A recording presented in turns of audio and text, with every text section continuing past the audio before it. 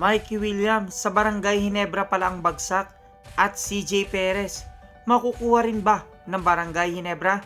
Yan lang ilan sa mga maiinit na pag-uusapan natin sa videos na ito mga ka-idol. Sa ngayon nga mga ka-idol ay mas pinatitindi ang tapatan sa Commissioner's Cup at unti-unti na nga nating nakikilala kung sino-sino mga team ang mga malalakas ngayon at kung sino-sino din naman mga import ang mga malalakas. At syempre kada linggo nga mga ka-idol ay nakikilala natin kung sino-sino mga individual ang nangibabaw.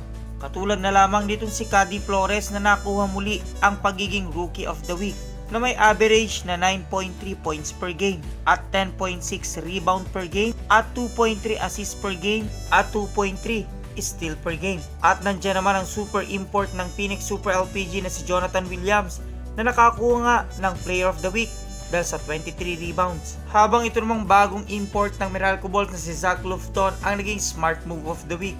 At syempre hindi rin nagpahuli itong si Franyo at hindi lang itong unang pagkakataong nakuha niya ang pagiging 3-pointer of the week. At para nga sa current standing mga ka-idol, pinangunahan niya ng Magnolia Hotshots na undefeated na may 7 na silang panalo at sinundan niya ng Phoenix Super LPG na may 6 na panalo at 1 talo, Meralco Bolts na may 5 panalo at 1 talo, Barangay Ginebra na may 4 na panalo at 2 talo, Northport Batang Pier na may 5 panalo, 3 talo, San Miguel Birimen na may 3 panalo, 3 talo, TNT na may 2 panalo, 3 talo, Tira Firma na may 2 panalo at 4 na talo, Rain or Shine at NLEX Road Warriors na may 2 panalo at 5 talo na kabilang nga sa bottom 3, Blackwater Bossing na may 1 panalo at 6 na talo na, Converge Fiber Xers na wala pang ipapanalong laban mga ka-idol. At ngayong linggo nga mga ka-idol ay masasaksihan natin ang mga matitinding laban katulad na lamang ng harapan ng Tira Firma at Converge, TNT at NLEX, Blackwater Bossing at TNT, San Miguel at Ginebra,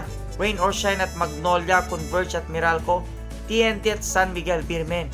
Marami nga mga ka-idol ang ginulat sa PBA trade kung saan approve nga ito at nakuha na ang tuluyan ng NLEX itong si Robert Bolick at Ken Salado, habang sa San Miguel ay nakuha itong si Don Trollano via Northport at tuluyan ang nakuha ng Northport itong si Ben Adamus, Chris Rosales, Alin Bulanadi, Jeffrey Paundo, second round pick season 49 from NLEX at second round pick season 51 from SNB. Namataan na nga mga ka-idol ang unang ensayo nitong si Robert Bolick sa NLEX Road Warriors at ready na nga itong si Robert Bolick para sa kanyang debut game kontra TNT mga ka-idol. Ngunit sa kabilang banda mga ka-idol ay bali-balita nitong si Robert Bolick ay hindi mananatili sa NLEX at mapupunta nga ito sa TNT na sinasabing maaaring maging kapalit ni Mikey Williams. Lalo na nga ngayon at tila nagpaparamdam ang pagbabalik nitong si Mikey Williams mga ka-idol.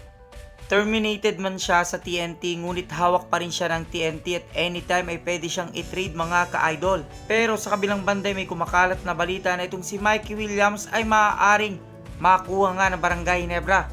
Lalo pat isa rin sa pangarap ni Mikey Williams ay maging bahagi ng isa sa mga sikat na team na Barangay Ginebra. Na sinasabi pa nga na ating source mga ka-idol na itong si Mikey Williams ay makukuha ng Barangay Ginebra kapalit ni Sidney Umubire at itong si Stanley Pringle. At sa ngayon nga nababalita din itong si CJ Perez ay gusto na rin kunin ng Barangay Ginebra. Na kung kayong tatanungin ko mga ka-idol, sino nga kaya ang karapat dapat na makuha ng Barangay Ginebra kung papipiliin kayo? Si CJ Perez o si Mikey Williams? Kung may kasagutan, suggestion, question, advice, just comment down below mga ka-idol. At maraming salamat sa inyong panonood.